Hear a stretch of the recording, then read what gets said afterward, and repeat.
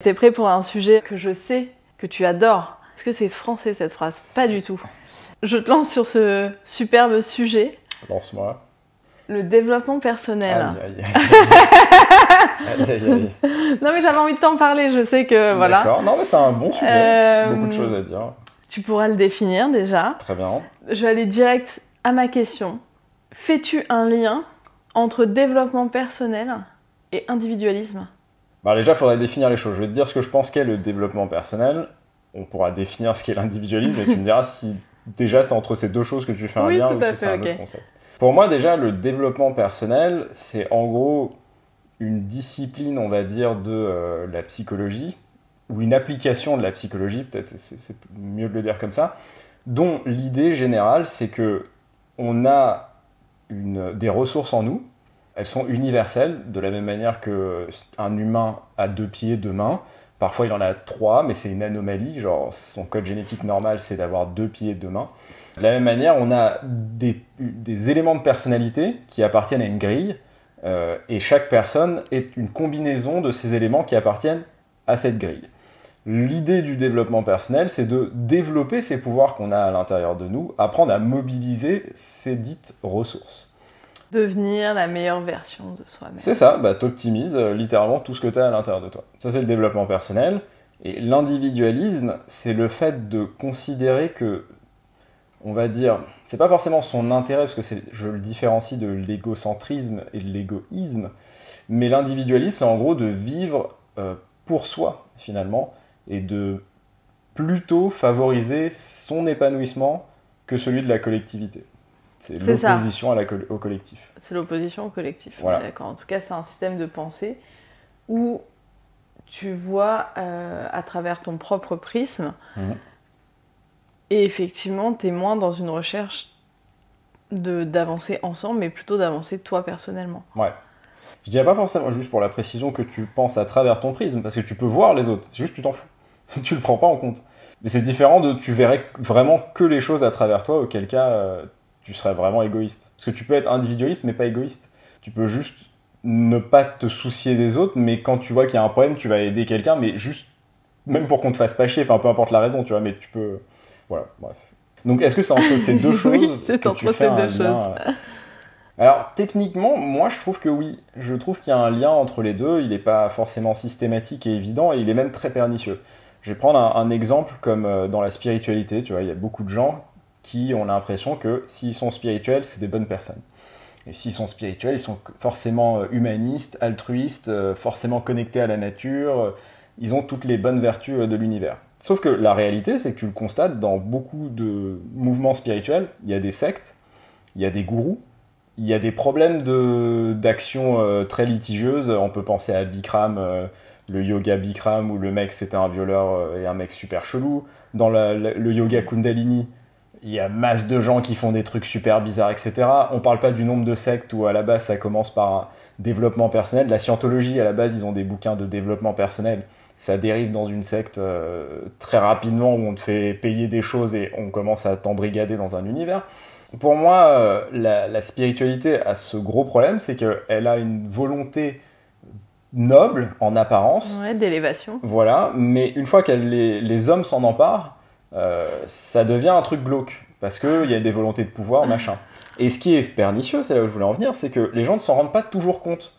Donc par exemple, tu vas faire une retraite dans la forêt, machin, tu vas manger du bouillon de légumes pendant une semaine, et là tu as une révélation, et maintenant que tu as cette révélation de comment il faudrait vivre et tout ça, bah tu as envie de dire aux autres qu'ils font n'importe quoi. Et maintenant toi tu as l'impression que tu es au-dessus d'eux, parce que tu étais comme eux. Donc tu les comprends. Mais toi, tu as eu cette retraite et tu as eu cette révélation et maintenant tu es au-dessus d'eux quelque part, tu vois. Mais tu t'en rends pas compte. Mais le glissement, il est là.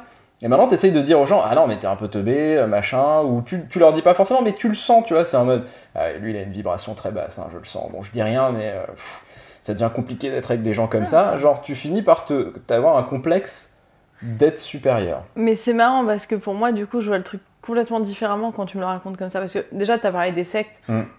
Et du coup, moi, je parlais de l'individualisme, vraiment la personne... Peut-être que du coup, j'aurais dû plus parler d'égocentrisme, peut-être que mon terme n'était pas le bon. Mais non. En gros, pour moi, justement, quelqu'un qui va avoir cette espèce de révélation et qui du coup va s'inscrire dans une secte, etc., Elle voit le truc collectivement, parce qu'une secte, il y a l'aspect collectif. Mais c'est pas... Et que t'es une pierre, en gros, angulaire, dans un système imbriqué. Mais Et pareil, la personne qui se place en tant que... Pardon. Non, vas-y. Qui se place en tant que...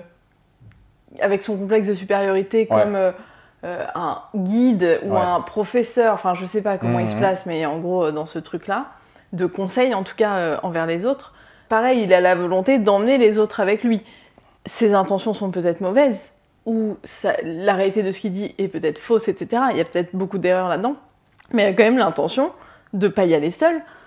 Alors que moi j'avais justement l'impression que les gens étaient en mode moi je, et les autres ils s'en foutent. Oui, mais là je voulais parler du côté pernicieux de tu rentres dans un mouvement qui à la base a une idéologie qui paraît positive, sauf que toi tu finis par transformer cette idéologie par rapport à ton propre ego. Donc de la même manière, les gens rentrent dans la spiritualité et c'est l'idée d'améliorer le monde, de vivre en harmonie, et à la fin ça devient c'est moi qui sais, toi t'es nul, ça devient faut faire comme moi j'ai dit, ça devient ah oui mais non mais vous êtes de toute façon inférieur, vous comprenez rien. C'est ça que je voulais dire, ce glissement. Il y a le même glissement qui s'opère dans le développement personnel. À la base, le développement personnel veut dire que tu développes ta personne. Ce qui déjà, on pourrait discuter de l'intérêt de ça. Moi, je le trouve pas. Hein. Je trouve que c'est un problème d'avoir cette approche. J'ai étudié le développement personnel, j'ai trouvé ça intéressant, j'avais 15 ans. Maintenant, je trouve ça ridicule. Tu vois. J'en parle parce que je l'ai fait, pas un truc de loin où je fais genre « Ah non, je snob le truc ». Non, je l'ai fait, j'ai fait de l'hypnose, j'ai fait beaucoup de choses. Et je le dis de l'intérieur que je trouve ça... je trouve que c'est une mauvaise dynamique. Ou en tout cas, ça peut te servir, mais que si tu as le recul de prendre que ce qui peut te servir et de comprendre dans quel contexte ça va te servir et non pas de le prendre comme une religion, un dogme, une doctrine qui est complète. En tout cas, il y a beaucoup de gens qui rentrent avec cette idée de juste je vais me développer, qui est déjà presque un problème. Parce que ça veut dire que tu es sous-développé si tu veux te développer. Donc déjà, ça pose des questions sur humainement, ta valeur, ta personne. En général, tu vas pas très bien dans ta vie. Enfin, quand tu commences à vouloir aller chercher vers du développement personnel, soit tu vas pas très bien et tu veux développer des choses de ta vie que tu n'arrives pas à développer. Typiquement, il y en a qui sont dans le développement personnel parce qu'ils veulent rencontrer quelqu'un, ils n'y arrivent pas, changer de vie ou changer de boulot, enfin bref. Ou alors ils vont pas bien et ça démarre par des thérapies ou des choses comme ça qui ensuite c'est un des aspects de... Enfin, c'est une des causes qui amènent les gens à ça. Moi, par exemple, c'était pas du tout ça. Moi, j'étais dans... Et il y a une grande partie des gens qui arrivent au développement personnel par la voie que moi j'ai choisie, qui était l'optimisation de quelque chose dans ta vie. Il y a des sportifs, ils vont dans le développement personnel parce qu'ils veulent performer plus. Il y a des, je sais pas moi, des conférenciers, des gens comme ça qui veulent aller dans le développement personnel parce qu'ils veulent être plus charismatiques, avoir plus de rayonnement, être capable d'aller plus loin dans ce qu'ils font déjà. Il y a des gens, c'est vraiment un exhausteur de quelque chose que tu as déjà, que tu possèdes déjà. Moi, c'était ça. J'avais pas de problème, j'avais pas de thérapie, j'avais pas de... Mais j'avais vraiment envie d'explorer des aspects que j'aimais déjà bien de ma personnalité, mais les amener à un niveau supérieur. Donc dans ce cas-là, effectivement, t'es pas forcément quelqu'un de sous-développé. Alors oui, que quelqu'un qui y va alors qu'il va pas bien, il peut avoir cette sensation qu'effectivement il est sous-développé. Mais même quelqu'un qui y va pour les mêmes raisons que moi. Si t'es un sportif et t'as l'impression que mentalement t'es pas assez fort et qu'il faut faire du développement personnel, et que tu essayes de développer ta force mentale, bah du coup t'as l'impression que t'as pas de force mentale. Ce qui peut factuellement être vrai, hein. C'est pas la question là de est-ce que c'est vrai ou pas, c'est une question de prisme. Si t'abordes un sujet en te disant que t'as un problème, tu vas chercher une solution pour te réparer toi. C'est ça dont je parle, c'est ce prisme. Que ce soit vrai ou pas, que tu aies un problème ou pas, que je m'en fiche. Mais la manière dont toi tu rentres dedans, ça va conditionner, puisque ta question c'est est-ce qu'il y a un lien entre la manière de penser individualiste et le développement personnel. Bah, faut qu'on parle de la manière de penser. Donc, le problème dans le développement personnel, c'est que pour pouvoir te développer personnellement, il faut que tu observes toi. Et donc si tu observes toi, du coup tu es égocentré. Par définition, tu mets ton attention sur toi. Et du coup, tu deviens le centre de toutes les attentions, toutes les réflexions, etc. Et c'est là que les gens deviennent individualistes. Parce que, en réalité, à part si tu y vas comme moi j'y suis allé, avec un objectif précis, que tu vas atteindre ou pas atteindre, tu vois, tu peux te dire, je sais pas, j'ai besoin de gagner telle compétition, il faut que j'arrive à reproduire le même geste à chaque fois. Parce que, par exemple, dans les bouquins de l'époque où moi j'ai commencé le développement personnel, c'était souvent des sportifs qui, par exemple des golfeurs, qui veulent maîtriser un coup, et on leur donnait des schémas mentaux pour en gros réussir à reproduire leur meilleur coup sur commande, tu vois.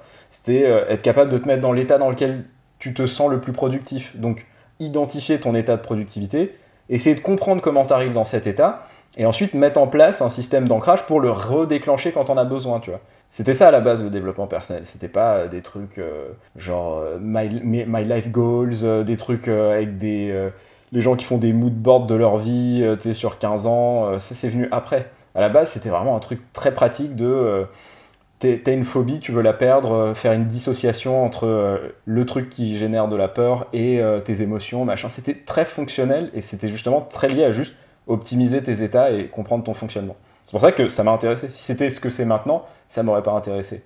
Les gens, une fois qu'ils rentraient dedans, ils commençaient un chemin dans lequel il y avait quelque part une promesse d'atteindre un idéal.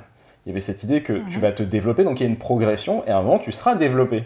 Mais la réalité, c'est que tu n'arrives jamais à cet idéal. Il n'y a jamais un moment où tu atteins le développement. Donc tu restes dans cette quête. Et comme c'est une quête égocentrique, tu finis par devenir individualiste de surcroît, puisque tu passes tout ton temps dans une quête qui te demande de t'observer toi-même. Tu vois. C'est comme moi, il y a une partie de ma vie où j'ai beaucoup étudié la philosophie, la cosmogonie, et la cosmologie et plein d'autres choses comme ça. Le fait d'étudier le cosmos, d'étudier l'histoire philosophique du monde, etc., tu te coupes des autres. Tu passes beaucoup de temps à réfléchir, méditer, conceptualiser. C'est un temps où les autres sont allés dans un bar, les autres se sont mariés, les autres se sont machin, et où t'es témoin dedans, et t'as manqué ce truc, tu vois. Si tu l'as vraiment vécu et que t'as pris du recul, tu t'en rends compte. Ça te sépare. Et après, t'y trouves quelque chose, tu peux après en parler avec des gens, tout ce que tu veux, mais ça te sépare. Un chercheur, c'est pas quelqu'un qui passe sa vie à communiquer avec tout le monde, tu vois. Il faut absolument que je te coupe. Je pense que je serais pas la seule à avoir besoin de cette information. Qu'est-ce que la cosmogonie? La cosmogonie et la cosmologie, puisque moi je mets un peu les deux ensemble, c'est en gros l'étude de l'histoire du cosmos. Alors, pour son fonctionnement, etc., pour la cosmologie, et pour la cosmogonie, c'est l'histoire de la création du cosmos. D'accord. Donc en gros, tous les récits de la création de l'univers, etc., rentrent dans la cosmogonie. Donc si pour le prochain podcast, vous voulez qu'on parle cosmogonie, si ça vous intéresse, n'hésitez pas à laisser un commentaire. On peut, voilà, il a beaucoup de choses à dire, et moi j'ai beaucoup de choses à apprendre. Yes. Mais voilà, en tout cas, par définition, si tu es dans une quête qui est de t'observer toi-même, tu vas t'exclure du monde et tu vas t'observer toi-même et donc tu vas être centré sur toi. Donc tu vas devenir individualiste et tu vas tomber dans le même piège. Alors tout le monde ne tombe pas dans ce piège, j'explique la tendance et pourquoi je fais un lien. Non mais je l'explique parce que tout le monde ne comprend pas la subtilité. C'est que comme pour la spiritualité, tu vas à la base vouloir rayonner et aider le monde à s'éveiller comme tu as atteint un éveil en devenant un dictateur de la pensée. De la même manière, dans le développement personnel, il y a un peu un complexe de supériorité que tu vas avoir au bout d'un moment, parce que tu vas te dire, je suis sur un chemin qui est infini. Mais moi, j'ai avancé sur ce chemin. Donc qu'est-ce que ça dit des autres qui n'ont même pas commencé le chemin alors qu'il est infini? C'est des grosses merdes, tu vois. Le glissement, il est assez simple. Moi, par exemple, qui enseigne aux gens la manière dont notre personnalité fonctionne, enfin, pas notre personnalité dans l'absolu, mais chacun, sa personnalité fonctionne, et comment tu peux adapter ta vie et ton entourage et tes interactions à ta spécificité, à ton unicité, je peux te dire que tu prends beaucoup de recul. Plus tu vois des gens, plus tu comprends des schémas que personne d'autre ne peut comprendre. Parce que tu vois, quand tu as aidé 100 personnes, par exemple, bah, tu as 100 fois plus de recul, dans une certaine mesure, que quelqu'un qui a jamais pris le temps de rentrer dans l'histoire de quelqu'un de manière vraiment spécifique et de voir des médiations entre « Ah, cette personne pensait comme ça, fait telles actions, ça a généré tel type de vie, etc. » Tu vois. Toi, tu as un recul qui est énorme quand tu as réfléchi à ça beaucoup, aidé un certain nombre de personnes, il y a des schémas, tu les vois très vite. Et c'est pas parce que tu es plus intelligent, c'est juste tu as des réflexes, tu sais quelles questions poser. Face à un même problème, tu vas poser des questions plus pertinentes qu'un ami. Mais c'est pas parce que tu es plus intelligent, c'est parce que tu as tellement aidé de gens que tu comprends très rapidement les questions inutiles, tu sais où aller chercher l'information, et donc tout le monde peut faire ce que tu fais, mais toi tu le fais plus vite, et potentiellement mieux. Et ben, tu vois que par exemple ta qualité de communication est meilleure que les autres, factuellement, parce que tu sais mieux ce qui déclenche les gens, machin chose, donc tu as une meilleure capacité à communiquer. Bah, il y a plein d'aspects comme ça de l'interaction sociale que tu vas mieux maîtriser que d'autres personnes. Et tu as un risque qui est de croire que du coup tu es supérieur aux personnes, tu vois. Il y a un peu le délire de, tu vas sortir avec quelqu'un par exemple, tu vas te retrouver dans une dispute avec ta copine ou ton copain, et tu seras en mode, oui non mais de toute façon tu sais pas communiquer. Tu vois, t'as ce piège de vouloir dire, en fait le problème c'est de ta faute, parce que moi je connais, j'ai plus réfléchi à ça, je l'ai plus fait, et en fait c'est toi le problème, tu vois. Mais moi j'ai fait le travail, je sais gérer mes émotions, donc maintenant à toi d'apprendre à gérer tes émotions, c'est exactement. bon.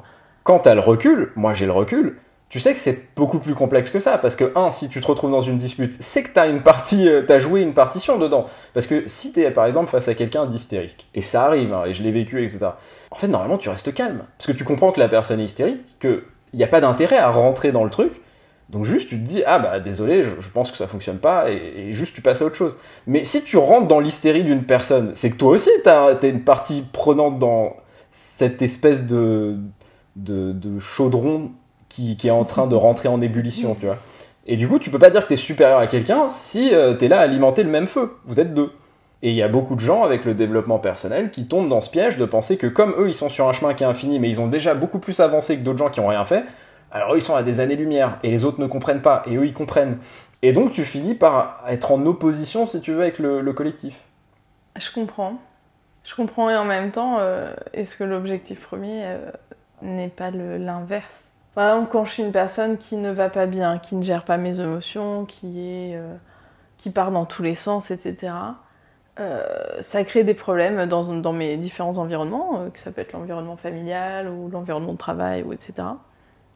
Et de dire, ok, bah, je vais faire ce travail sur moi, parce que mon trop-plein d'émotions ou mes réactions, ou etc., parfois sont liées à des traumas du passé, sont liés à des choses vécues ou X problèmes, même des problèmes physiques, pourquoi pas. Et de se dire justement le fait de travailler dessus va permettre de m'en libérer pour ensuite revenir dans un environnement collectif et pouvoir y participer de manière saine, parce que jusqu'ici c'était pas sain le rapport aux autres. Et en gros tu veux dire que les gens sur ce chemin-là se perdent, ou peuvent se perdre, pas tous, et en même temps est-ce que le collectif ne se nourrirait pas d'individus qui ont quand même un peu travaillé sur eux-mêmes? Alors, il y a beaucoup d'informations en vrai si on rentre dans tout ce que tu as dit. La première chose, c'est le problème fondamental du développement personnel et la raison pour laquelle je vomis ce concept. Et je déteste quand on m'associe à ce concept, ce qu'on fait souvent, parce que tu vois la nature de mon contenu et ce que je fais comme atelier et tout. Les gens ont tendance à me dire « Ah mais tu fais du développement personnel ». Je suis genre « Pas du tout, à quel moment je t'ai dit de te développer quoi que ce soit ?» Ça n'a aucun sens pour moi. Ce qui m'intéresse, c'est l'exploration de soi et comprendre son fonctionnement. Et après, tu fais ce que tu veux avec. Mais je te dis pas que ça va être génial, je te dis pas que ça va être extraordinaire, je te dis pas que tu vas être meilleur qu'un autre. Tu deviens pas un surhomme. Non, tu vas juste être aligné avec toi-même. Et après, tu t'en fais ce que tu veux. Le problème avec le développement personnel, c'est que justement, c'est fourre-tout. C'est-à-dire qu'à la base, c'est quelque chose de concret. Le développement personnel, on peut le lier, alors, à voir exactement où ça commence, mais c'est lié très fortement à la programmation neurolinguistique, qui est sorti dans fin des années 80. C'était Grandler et Bender, un truc comme ça, deux amis qui faisaient de la recherche, qui ont structuré le concept de la programmation neurolinguistique, qui est devenu la base du développement personnel. Ça vient de là. À la base, c'est structuré, c'est un domaine très précis. Maintenant, à partir du moment où quelqu'un lit un petit bouquin inspirant, même de philosophie et réfléchit, ça devient « Ah, il fait du développement personnel », tu vois. Quelqu'un commence à faire un régime et une détox, mais pour aller mieux, oui, c'est du développement personnel. Enfin, ça ne veut déjà plus rien dire. Donc c'est facile de dire non, mais il y a des gens qui le font bien, des gens qui le font mal. Parce qu'on ne sait même pas de quoi on parle. Il faut faire le tri dans tout ce qui est proposé. Et... Donc déjà, il y a ce problème-là, c'est qu'on ne peut pas réellement parler de ce que ça fait aux gens, puisque on ne l'a pas défini et que les gens mettent n'importe quoi dedans, vraiment n'importe quoi. Maintenant, si on garde cet aspect de n'importe quoi et de comment les gens, eux, perçoivent le développement personnel, même une thérapie, c'est du développement personnel à partir du moment où tu y réfléchis après, tu vois. Si tu vas en thérapie, c'est passif, entre guillemets. Si tu y réfléchis, tu rentres dans le cadre du développement personnel. Donc, il y a des milliards d'approches. C'est pas la même chose si tu lis des bouquins et tu fais un travail solitaire, si tu vois quelqu'un et tu fais un travail accompagné, si tu sous-traites à quelqu'un de faire le travail pour toi, entre guillemets, plus potentiellement médication, etc. Tu vois, il y a un spectre dans les actions. Et du coup, il y a un spectre dans comment tu rentres dedans. Et on ne peut pas comparer quelqu'un qui est suivi par un psychiatre et qui a des médicaments et quelqu'un qui a lu un bouquin de philo, tu vois. Mais il y a beaucoup de gens qui y vont sans un réel problème fondamental et qui explorent des trucs sur eux. Ils découvrent, ah, il y a des gens introvertis, extravertis, tu sais, ça devient tous les tests, moi je suis ENTP, moi je suis machin, et ça devient un badge que tu mets, et en fait, tu vois exactement le glissement, tu vois. Tu le vois sur les applis de rencontre, même il y a des gens, ils te disent, moi je suis ça. Super. Moi j'aimais trop quand j'étais ado faire des tests de personnalité et tout. Mais c'était complètement débile, hein, mais les trucs, après tu comptais les triangles et les ronds et tu voyais qui t'étais. Alors que logiquement, si tu pouvais lire les 3 réponses, tu aurais pu dire par toi-même lequel des 3 t'étais. Mais c'est pas débile les tests de personnalité. Moi je suis vraiment pour et j'en fais en atelier, etc. Là où ça devient débile, c'est quand tu comprends ou quand tu crois que le résultat d'un test te définit. C'est là où t'es débile. Parce que. Okay. Si je te dis, il y a des hommes et il y a des femmes, si tu te sens non-binaire par exemple, c'est pas un problème. Parce que te sentir non-binaire, c'est réaliser quand je t'ai dit qu'il y avait des hommes et qu'il y avait des femmes, que tu ne te considérais ni dans l'un ni dans l'autre. Donc pour moi, le but et le rôle d'un test de personnalité, c'est pas te dire qui tu es par la réponse du test. C'est te faire réaliser les extrêmes qui existent et toi, ça te permet de te positionner. C'est ça l'intérêt d'un vrai test de personnalité. Si il y a 12 archétypes et tu dis que t'es un des 12, t'as rien compris à l'intérêt du test. Parce que tu crois vraiment que le monde est divisé en 12 types de personnes. Enfin, c'est débile. C'est-à-dire que toutes les 12 personnes, tu vois ton sosie. N'importe qui se rend compte que déjà rencontrer quelqu'un qui te ressemble vaguement, c'est extrêmement complexe, en tout cas pour moi. Alors, tous les 12, je peux te dire que on serait dans un grand manoir à vivre tous ensemble, hein, avec tous les garages, je te le dis, hein, depuis longtemps. Et c'est ça le problème, tu vois. Vous connaissez son sosie. Ah oui, si vous connaissez un autre, c'est clair. À lui filer les coordonnées, il rêve que tu le rêve que d'avoir un jumeau avec qui vivre dans un manoir. Mais tu vois ce que je veux dire, genre, le problème c'est que les gens tombent toujours dans le piège. En tout cas parce qu'ils aiment la facilité, donc au lieu de faire le vrai travail, ils veulent pas forcément faire le vrai travail, ils veulent montrer aux gens qu'ils ont fait un travail, il y a beaucoup de choses qui se jouent. Et les gens refusent la complexité dans laquelle on vit. Ça, c'est un truc que j'ai observé depuis très très longtemps. Je pense qu'on a fait le tour du sujet, autour du développement personnel et de l'individualisme, et d'un égocentrisme nécessaire, en tout cas au démarrage, mais qui ne veut pas dire qu'il faut s'y enfermer. Mais j'invite les gens à s'explorer, vraiment. Je peux pas être plus clair, c'est ce que j'accompagne les gens pour faire ça. Mais je le dis, c'est important d'explorer qui on est, d'explorer son fonctionnement, mais on n'est pas obligé de le faire d'une manière 100% centrée sur soi-même, tu vois. Tu peux, moi c'est un chemin que j'ai emprunté, tu peux observer les autres pour te comprendre. Et du coup, tu es déjà dans une quête qui est ouverte sur les autres. Ça veut pas dire que t'es pas dans une forme d'égocentrisme, puisque tu veux te connaître toi à travers ce que tu observes, mais au moins tu es en interaction avec les autres, tu vois. Il y a une différence entre te dire je suis ENTP, je suis machin, te faire mousser sur tes mini caractéristiques. Ah ouais, moi je suis bien quand je suis seul en fait. Je me régénère de ouf, je suis introverti, génial. On s'en fout de ta vie, tu vois. À un moment, ce qui est intéressant, c'est de te dire ah moi typiquement en plus je suis introverti, je me régénère littéralement en étant seul. C'est intéressant de te dire ça et de te dire ah c'est pour ça que je déteste tel type de soirée, mais que j'aime plus tel autre. Et du coup commencer à t'adapter et construire ta vie avec les autres autour de comment t'es et non pas de te glorifier de ce que t'es qui n'a aucun intérêt et de le mettre en pins, en badge, en carte d'identité avec des acronymes dans tous les sens qui n'ont aucun sens. Donc si cette conclusion vous a donné envie, on donne des ateliers, la meilleure pub, tu sais. Yes. Et si ça vous amuse de savoir si vous êtes ENTP, on ne vous jugera pas. Venez quand même.